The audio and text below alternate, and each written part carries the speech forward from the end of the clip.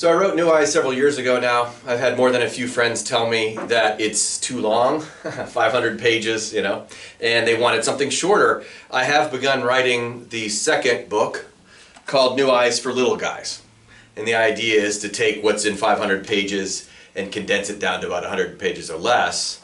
And mostly because I want to get it into elementary schools, or at least teach kids. And the goal is to take crazy, deep, cool, complex Einstein-level physics and make it understandable for 3-year-olds, well, 3rd graders maybe, and do the same with the spiritual teachings.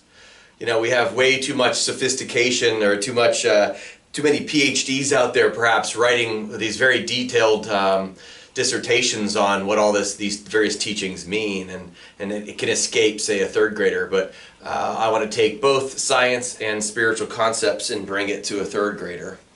And it just so happens that some people I know will read that book because it's only 100 pages and perhaps more understandable. So New Eyes for Little Guys, hopefully that'll come out before too long. One way to do it is using children's toys. Soon we're going to do a group on Rubik's Cubes and how Rubik's Cubes are a great way to teach how the mind works or the brain works to kids. We'll be doing that upcoming. This evening, however, we're going to be talking about this game. Recognize this? The Etch-a-Sketch. I'm going to talk about how this has a lot to do with your life, why it's a very valuable tool. We can teach kids how the mind works using this, but also how we need to apply our minds using some concepts that we're going to talk about with an Etch-a-Sketch. So, as always, in the spirit of unity and pulling together all different philosophies, I'm going to intro this by talking about some Buddha, some Kabbalah, some Christianity, some teachings from the Bhagavad Gita, and how they're all linked, and how most of these teachings are all mind-oriented. And it's not as behavioral as people think. It's much more about the nature of the mind and how the mind works. Starting with the Buddha, the first line of the Dhammapada, which is a collection of Buddha's sayings. The first line says, "We are what we think." We are what we think. Now that's not to say you are your thoughts, okay? But we are what we think because what we think about is an indication of what it is we're desiring. Kabbalah teaches that exact thing. The root of all our behaviors and all our thoughts is desire. And what's the nature of desire? What is it you're desiring? We're in a world of duality. We've talked about that many times. That's the yin and the yang of things. Well, we've got a physical self and we have a spiritual self. What is it you're desiring? A world of physical accomplishments and physical comfort, or a world of spiritual development? Well, what you desire is going to bring about your thoughts and your behaviors. And if you're desiring physical world stuff, that's how you're going to think. If you desire to come to know the true self and to develop spiritually, you're going to think different. That's how we are what we think, based upon the types of desires we have. If you're desiring to know the truth, Jesus himself says, "I will not hide the mysteries from you." You can come to know all the mysteries. Buddha says you're Buddha too. We can all learn the same things that all the prophets did. Through focus and concentration, we can come to know these truths. But what if all we're doing is focused on physical world things? If we're only focused on, say, the stock market, or what to do with politics, or what to do with our backyard, all of those things are fine. But you're going to have different thoughts as a result. If what you really are is a being that's desiring to come to know the spiritual self, you're going to have different thoughts as a result. And so we're what we think, and that root of those thoughts is ultimately our desire. Romans 12:2, Apostle Paul teaches, "Do not be conformed to the patterns of this world, but be renewed by your mind." See, just because your neighbors or your families or perhaps schools or the American political establishment is obsessed with the physical world doesn't mean you have to be.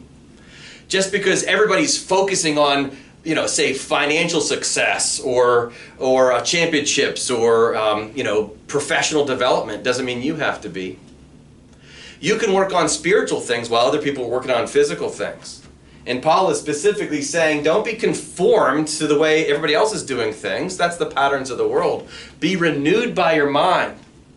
And we're going to talk about how the mind is like an Etch-a-Sketch in a second. But we can change the way we experience the world by renewing our mind. Hermes, one of the first prophets, Hermes Trismegistus, has 7 different primary principles in Hermeticism. I'm going to just mention 2 of them. One of them, the first principle, is that the all is mind, and that the universe is mental. We're living in a mental universe, not a physical one. And so this thing up here is extremely important, obviously, when Buddha says you're your thoughts. The point is, which part of your mind are you using, or what direction are you using your mind in? And another Hermetic principle is the law of polarity. Things that are seemingly opposite actually are just poles. Hot and cold are both temperature, just opposite sides of temperature. Tall and short are both height, opposite sides of what height is. The physicist Niels Bohr, like his whole life's work was based upon the balance of things. He included the yin-yang in his family's coat of arms. Why? Because he noticed what was called the complementarity principle, and how everything actually comes in complements. And everything is balanced out by these poles. What seemingly are opposites, says Bohr, are not opposites. They're complements.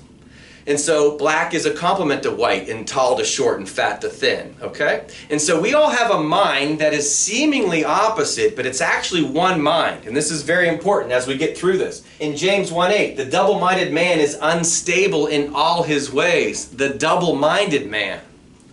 We're going to address that in a second as well. But to be double-minded, some sort of a split mind, is to not unify what we're supposed to be doing here in the physical world. Taking this mind that seemingly has poles to it and bringing it into one mind. In the Bhagavad Gita, Arjuna, who's the character that represents us, at one point Arjuna says he was dejected sitting between 2 armies, and he felt like a double failure. Why is that? Well, what are the 2 armies? There's a spiritual army and there's the physical army. You have the ego and you have the soul. And he was dejected sitting between these armies, and he felt like a failure because he was succeeding at neither of them. Okay? All of us have these 2 armies going on inside of our head. We have the physical world and we have the spiritual world. And we're always in this battle. Boy, is it tempting to get into the physical world and fight that fight, and only fight that fight, and neglect the spiritual world. The jihad in Islam is all about the holy war that's fought ultimately inside your head. You got to beat that one side down, that one side that is so compelling, as Einstein calls it, a persistent illusion. It's seemingly so real, and yet it's part of the illusion. It's not about the physical world, it's about the spiritual world mixing in with the physical world. And we're not supposed to pick one another, we're supposed to integrate them. The double-minded man is unstable, and again, using an Etch-a-Sketch, I'm going to show you how that is. And so we often sit dejected between these 2 armies, and we can feel like a double failure because we might not be succeeding at either of these, the spiritual or the physical world. So what's the goal? Here comes the Etch-a-Sketch. Again, something fairly simple to explain to kids. To take the idea of an Etch-a-Sketch, and hopefully you're all familiar. Here I have tabla rasa. What's that mean? It's the blank slate. I've got nothing on it. When we're born, we're mostly all tabla rasa, blank slate. But there's 2 knobs on the Etch-a-Sketch. What I want you to think of this knob as being a physical knob, physical focus. This knob is the knob that thinks about when to pay bills, when to mow the lawn, where you should go to school, what job you should have. Anything physical. If you could scratch it and sniff it and lick it and taste it or whatever, it's physical, okay? Things that can be seen. This knob is a physical knob. Now, if I turn just this knob, what happens? How's that going to show up? What happens if I just turn one knob? It just goes back and forth. It's doing something, but it's pretty boring. The first noble truth of Buddhism is that life is unsatisfying. Right? Life is suffering. If we're all here and we're all playing around with this knob, we're going to be unsatisfied. Eventually, you're going to get tired of this. Kabbalah teaches the same thing. There's only so much you can do with this one knob. Oh, you think it's great for a while. Even the Gita talks about how this knob for a while feels like it's a very blissful thing, because we know we're experiencing the senses. But after a while, it becomes pretty boring. After a while, it's unsatisfying. You can only go so far with this knob, right? Here, I've done it many times. What have I done? Have I really gotten anywhere? I've done a little, but not much. That's one knob. Now I want you to think of this knob as the spiritual knob. You might call that the true self or the higher self. This is one stick, right? One stick. But when I turn it like this, there's a top and a bottom to it. Those are called poles. One stick, two poles. So the Etch-a-Sketch has two poles as well. These two different knobs are like those poles on the stick I just described. And that's the nature of the mind. We have one mind, two poles. The lower mind can be perceived of as the physical mind or the ego mind. It's very functional, very valuable. But after a while, it's pretty disappointing and pretty boring, and you're going to be dissatisfied if that's all you do in life. The other mind, you could call it the higher mind, is the spiritual mind. And so now what happens when I use that mind? Hopefully all of you can understand how an Etch-a-Sketch works. I don't know if you can see that. But if I use this knob, what happens? It goes up and down. That's appropriate because, you know, the spiritual mind goes up. You might call it resurrection or ascension. But what if that's the only mind that I use? What if I become so heavenly bound that I'm no earthly good? What if I'm only spiritual? Right? You don't fear death, so you can tell your kids to go play in traffic, right? No big deal, nothing can die. Or you're so disaffected from the physical world that you don't feel like doing anything because you see the world as spiritual and spiritually alone. Now what's the point of all this? What a waste of time. I know there's heaven on the other side. You become disaffected with the physical world. It's pretty disappointing if all you're doing is being spiritual, right? And that's also pretty boring if I just go up and down using that mind. Now, here's where we pull all this together. Two knobs, one device. Here's the poles, like Hermes would be talking about. What if I use them in conjunction with each other?